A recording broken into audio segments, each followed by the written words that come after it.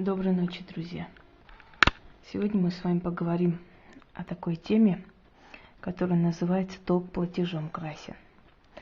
Почему я так назвала, объясню. Дело в том, что в этом мире за все нужно платить.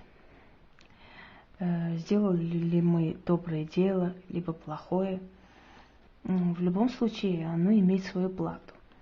Человек платит либо в начале жизни, либо в конце жизни, неважно. Но бесплатно в этой жизни ничего нам не достается.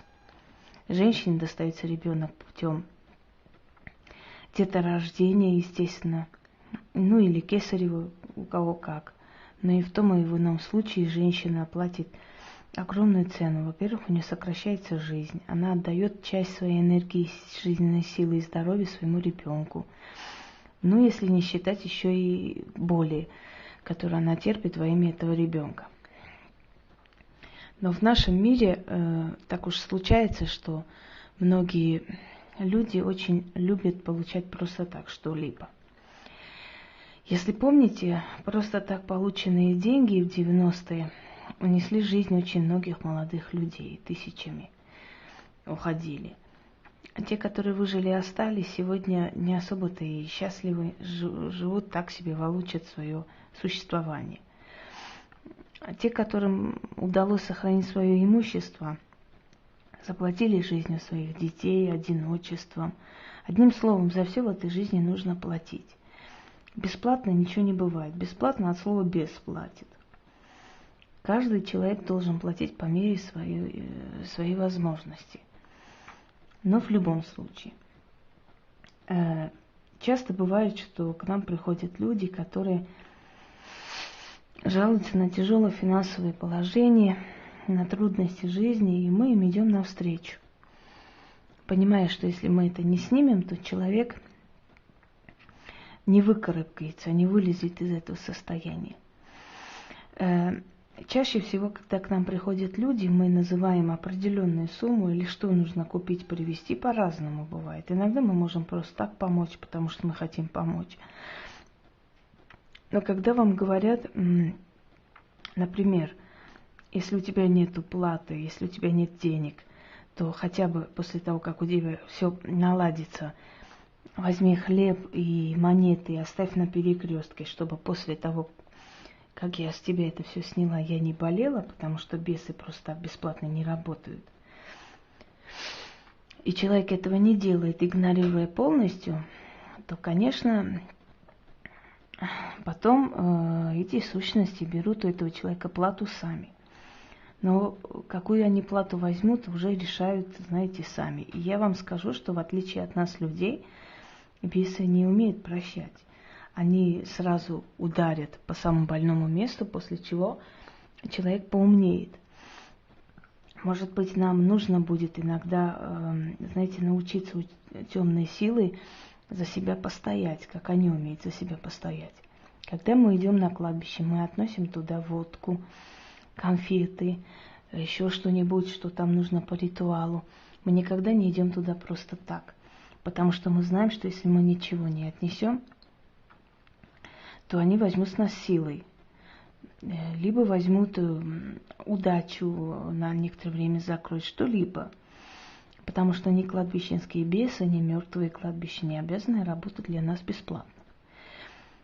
Когда у нас ритуал получается, мы берем водку, мы берем даже определенную вещь, может быть, драгоценную свою, относим на перекресток и откупаемся для того, чтобы потом не болеть из-за того, что нам бесы помогли. Мы откупаемся от них. Энергия за энергией. Вселенная не терпит пустоту. Человек работает, отдает свою энергию, свою силу, получает зарплату. Какую-то определенную часть суммы он приносит колдуну или кому-либо, заказывает, скажем, ритуал на удачу, либо снимает свои неудачи с себя, очищает, либо у него есть смерть или какая-то болезнь, он откупается от этой болезни. Человек за свою энергию, то есть за энергию другого человека отдал свою энергию, то есть в денежном плане, либо подарок какой принес, откупился, поблагодарил. И у него пошло дело, пошло-поехало. Как правило, люди, которые с благодарностью относятся к колдунам, которые ценят их труд, настоящих колдунов я имею в виду, да, то эти люди всю жизнь потом не нуждаются ни в каких чистках, ни в чем. У них идет и идет, все открылась судьба, все исправилось и началась новая жизнь. Но люди, которые после того, как им помогли, после того, как они с помощью ведьмы смогли зачать, родить ребенка, сказали, что это было из-за того, что мы шли по монастырям, и тут ты здесь абсолютно ни при чем. И вообще это потому, что так совпало. Или человек, который излечился от рака, например, у меня была такая ситуация, и человек, который излечился и был должен, или хотя бы должен был звонить и благодарить, он этого не сделал. Он этого не сделал, хотя врачи удивились, что она вообще спаслась и так далее. То есть он, имеется в виду человек, да, спасся. В скором времени у этого человека начались определенные проблемы, уже связанные с другими сферами деятельности. А знаете почему? Потому что бесы, они ждут благодарности, они ждут откупа, они ждут того, чтобы человек что-либо потерял взамен на то, что они ушли из его жизни, они забрали свою ту болезнь, которую принесли с собой, да. И, значит, реакции не последовало, человек забыл, сигнорировал. И тогда бесы начинают нападать на него снова, уже портить другую сферу жизни, уже снова здоровье или в денежном эквиваленте. Человек, который пришел, получил помощь, обещал оплатить или обещал поблагодарить или оценить твой труд и не оценил, он будет постоянно терять деньги, у него постоянно будут какие-то мелкие, большие проблемы, если, в зависимости от того, что ты у него снимала. Если ты снимала смерть, а смерть бесплатно снимать нельзя вообще, объясню почему. Потому что смерть, сила смерти, дух смерти, если проснулся, он обязательно свою жертву заберет. Если не его, так кого-нибудь из родни того человека, который помог и снял. Так зачем терять близких, родных людей ради того человека, который тебе даже спасибо не скажет, согласны? Даже если ты этому человеку объяснишь и скажешь, что ты кого-то потеряла из-за него, он просто посмеется тебе в лицо. Вот оно того не стоит, согласны, чтобы из-за таких неблагодарных существ терять близких людей. Поэтому человек должен пострадать по-другому. Он должен пострадать либо материалом, принести какой-то материал, купить свечи, купить какие-то там, например, ткань или какую-то воду достать откуда, смотря каким образом снимается. Вот. Либо человек должен отблагодарить по-другому, как он считает нужным или как он ценит свою жизнь, либо сколько говорит ему за это лечение. Тоже существует. Никто ведь никого насилком не тащит, правильно? Учтите, если вы хотите на халяву вылечиться, если вы человека используете, если вы вылечиваетесь, потом врете, что у вас как было, так и есть, вы обманываете ни колдуна, ни ведьму, ни этого человека, который, по сути, избран вот этими силами и принадлежит этим силам. Вы обманываете именно вот эти силы, и ничего хорошего у вас не будет. И те деньги, и те средства, и те свечи, и те какие-то корочку хлеба черного, который вы пожалели купить, принести или оставить, или что-либо сделать, оно вам просто обойдется 100 раз дороже. И человек имеет полное право после брать и за прошлую работу, и за эту работу, которую будут исправлять, и так далее, и так далее. Я уж не говорю о том, что есть и мстительные ведьмы, которые, если им сказали в лицо, ты тут ни при чем, то они могут отомстить и очень сильно. И я думаю, что они имеют на это право.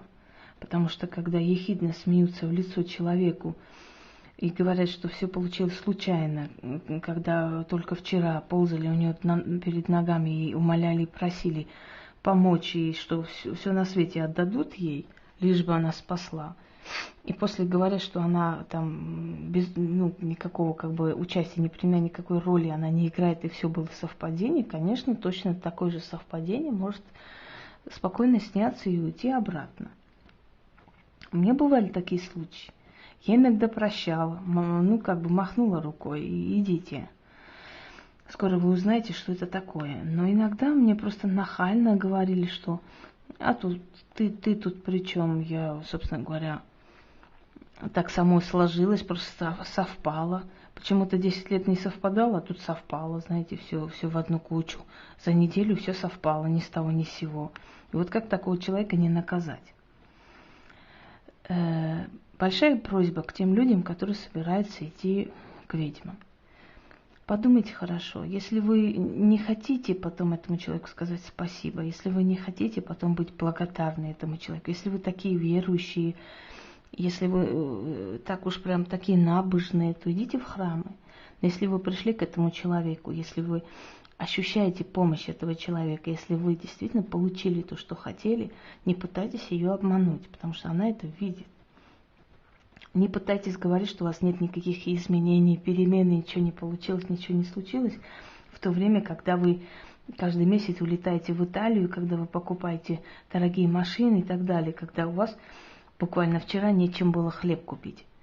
Не нужно говорить этому человеку такое. Учтите, лучше быть благодарным и жить спокойно вот в этом состоянии удачи всю жизнь, чем быть неблагодарной свиньей и лишиться этого всего, и еще раз прийти к ней, ползать у нее в ногах, умоляя и помочь снова, потому что навряд ли она во второй раз поможет. Всего вам хорошего, удачи!